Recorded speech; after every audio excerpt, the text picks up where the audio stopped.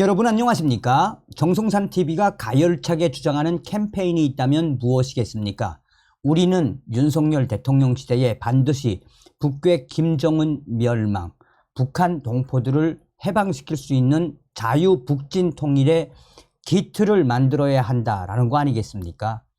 지금 현재 김정은이가 집권한 지 12년을 맞이하고 있는 북한은 최악의 식량난과 또한 경제난, 에너지난, 외환난, 여기에 곳곳에서 궤병이 터져나오고 있으며 하다하다 북한의 신흥 부자들이다 라고 할 수 있는 돈주들까지 스스로 생을 포기하는 사태가 계속 이어지고 있죠. 자, 미국의 고위 관리들이 김정은이를 박살냈습니다.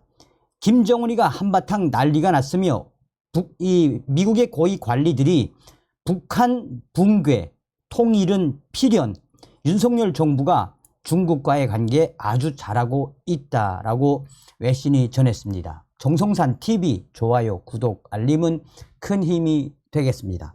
자, 저의 WTR 내부 소식통도 얼마 전에 소식을 전하지 않았습니까? 지금 북중 관계가 좋은 것 같지만 사실상 최악이지요. 그래서 중국의 시진핑이 지금 현재 중국에 나와 있는 14만 명의 북한 노동자들 단계적으로 다 철수시켜라 라고 하지 않았습니까?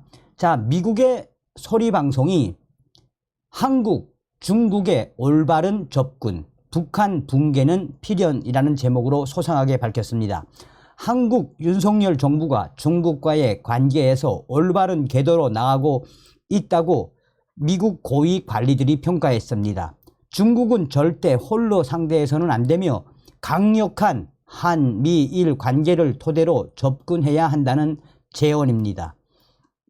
미국의 고위 관리들은 또 북한의 놀랄만한 생존력에도 불구하고 북한 김정은 정권 붕괴와 통일은 필연적이라며 다만 군사 계획을 넘어선 다른 모든 안정 조치에는 미국이나 한국 모두 준비되어 있지 않다라고 우려했습니다.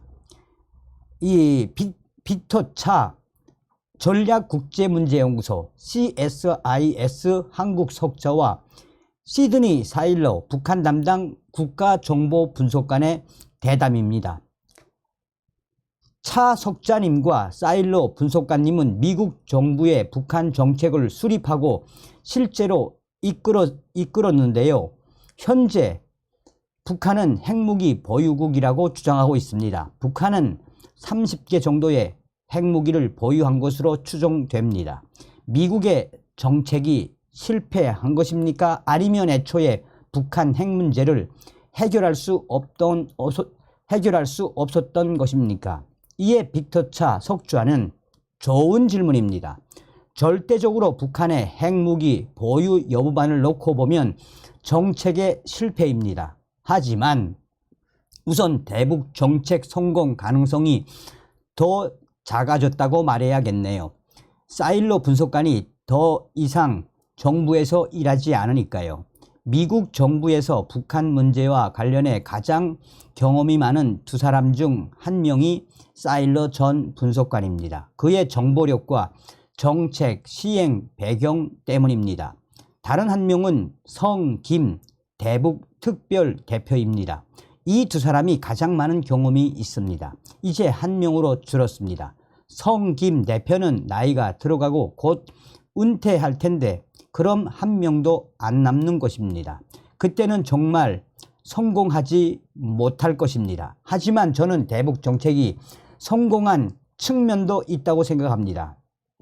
중요한 성공 중 하나는 북한이 미사일 실험과 핵 실험보다 더 나아가지 못하도록 막았다는 것이죠. 분명 그들은 한반도에서 두 번째 침략을 일으키지 않았습니다.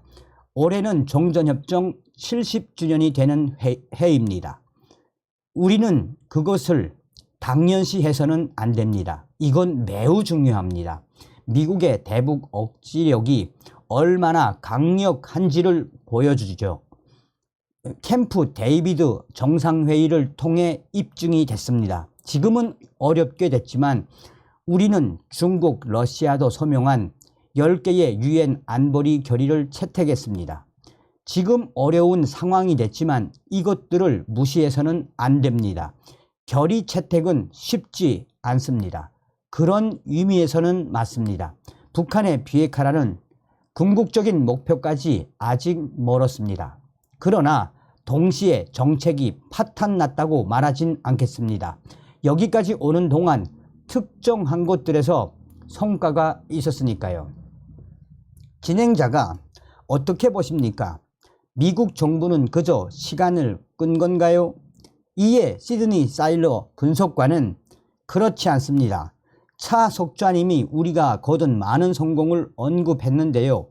우리 앞에 놓인 레몬으로 가장 좋은 레모네이드를 만드는 과정에서 나온 성공이죠. 결정적, 정책적 결정은 북한이 내렸죠. 탈냉전 시대에 최적의 생존 방법을 찾기 위해서요. 북한은 사회주의 붕괴로 버림받는다고 느끼면서 적대적인 세계에서 주권을 확보할 방법을 찾고자 한 것입니다. 그 과정에서 북한 정권이 결정을 내렸습니다. 고농축 우라늄 프로그램을 추진하면서 제네바 합의를 파기했죠. 또 부시 행정부와는 육자회담에서 진지한 진전을 거부했고, 오바마 행정부 때는 이구 합의 체결 및 몇 주 만에 이것을 또 북한은 파기했습니다. 하노이 미, 북 정상회담에서도 오바마 대통령이 제공한 기회를 차버렸습니다. 이런 반복된 정책 실패는 북한 탓입니다. 진행자가 미국이 시도하지 않은 건 북한의 미사일 발사 움직임에 대한 선제 행동입니다. 차 석좌께서는 상원 외교위원회 청문회에서 언급하신 내용인데요. 이 시점에 고려할 만한 것입니까? 이에 차 석좌는 저는 북한이 미사일을 발사대에 장착한 상황에 대해 말한 것입니다. 또 고각이 아닌 정상 각도로 쏠 것이라고 믿을 만한 타당한 근거가 있는 상황을 말한 것입니다. 하와이나 괌, 캘리포니아, 알래스카를 향해서 말입니다. 그럴 경우 중간 궤도에서 요격하거나 발사대에서 파괴할 권리가 우리에게 있다는 점을 매우 명확히 해야 한다는 것이죠. 북한군이나 미사일에 대한 선제 공격을 촉구한 게 아니었습니다. 우리가 그런 상황에 처할 때 북한이 대륙간 탄도미사일 ICBM을 정상 각도로 시험 발사하는 것을 막아야 한다는 의미였습니다.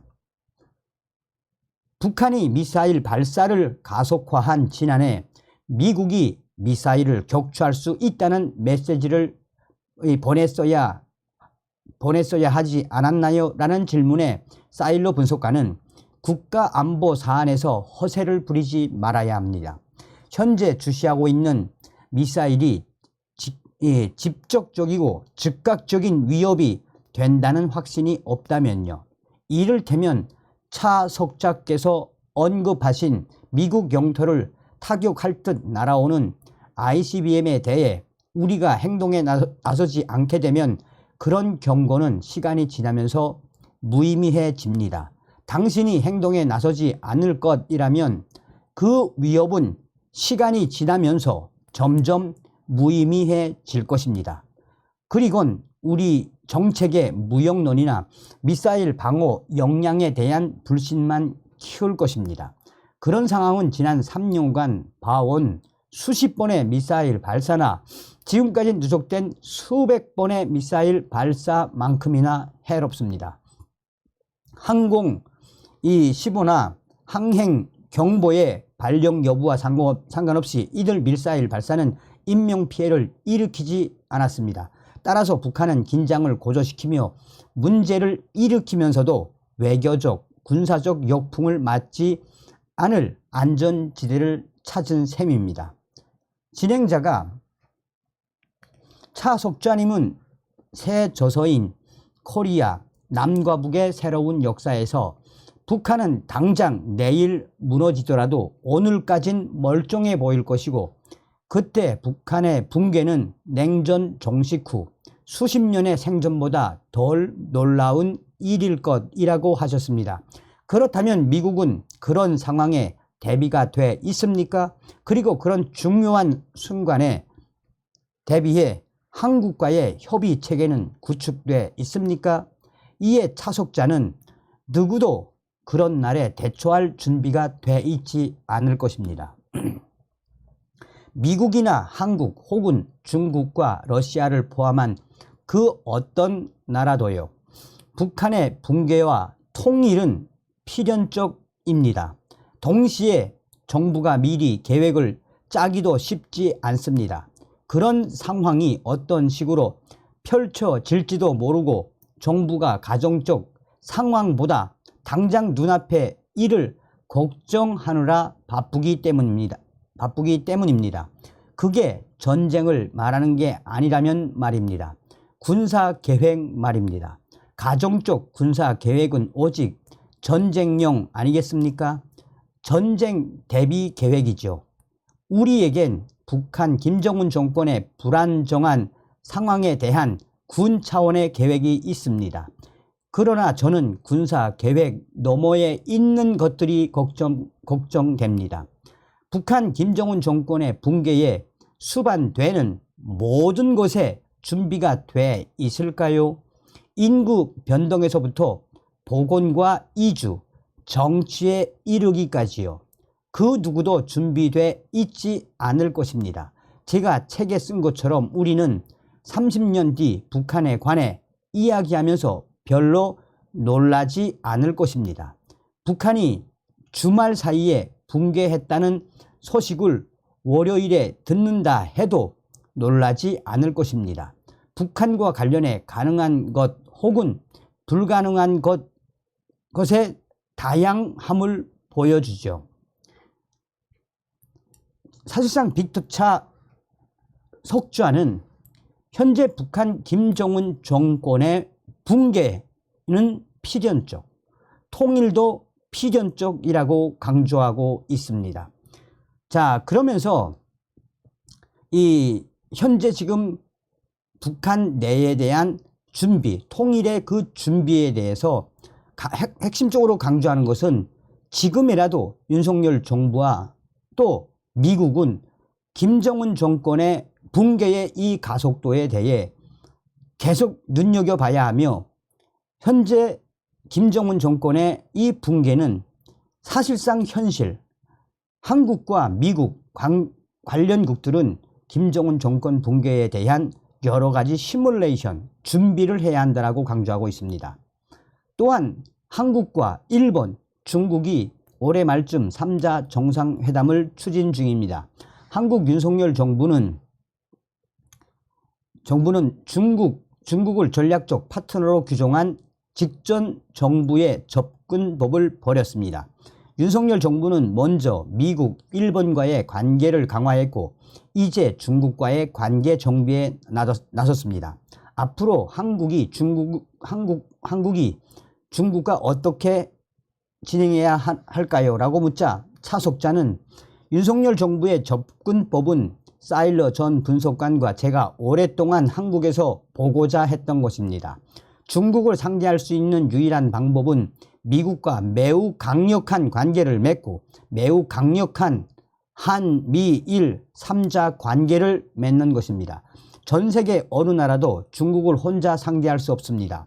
만약 한국이 중국에 혼자서 대응한다면 중국은 한국을 지방 도시 정도로 취급할 것입니다. 중국은 매우 위계적인 국제관계 시각을 갖고 있기 때문입니다. 물론 한국은 중국과의 경제관계에 초점을 맞춰야 합니다. 안보 면에서도 분명히 한국은 북한 문제에 대한 중국의 도움을 바랍니다. 당장 이루어지긴 힘든 일이지만요. 윤석열 정부에게 가장 까다로운 문제는 타이완 정책을 어떻게 관리하느냐입니다. 윤석열 정부는 한국의 어떤 전임 정부보다도 타이완과 관련해 훨씬 많은 이야기를 했습니다. 아주 잘하고 있는 것입니다. 두 가지 비상 사태에 대한 우려를 다 안고 있기 때문이죠.